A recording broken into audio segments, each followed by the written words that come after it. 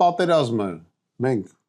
այս համակարգի պատճառով ենք տանում տվել։ Մենք պատերազմը տանում չենք տվել, որտեղ զինվորը վատա կռվե, գեներալը վատա ղեկավար է, գնդապետը վատա ղեկավար է, կառավարման համակարգը մեր պարտվել է Ադրբեջանի կառավարման համակարգի դեմ ու պատերազմական շրջանում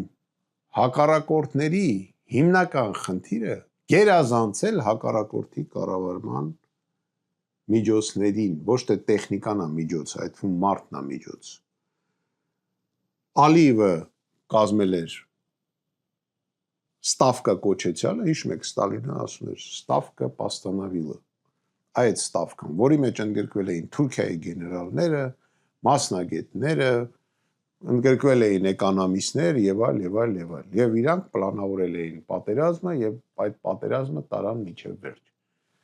Մեր մոտ պատերազմը սկսեց, սաղ գցեցին գլխավոր շտաբի վրա, իրանք քաշվեցին յան,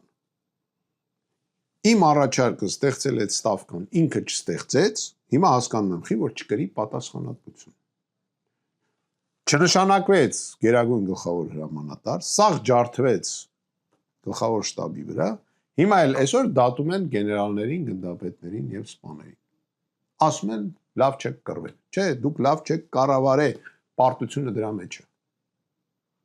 Մենք պիտի ստեղծենք նորմալ պետություն, նորմալ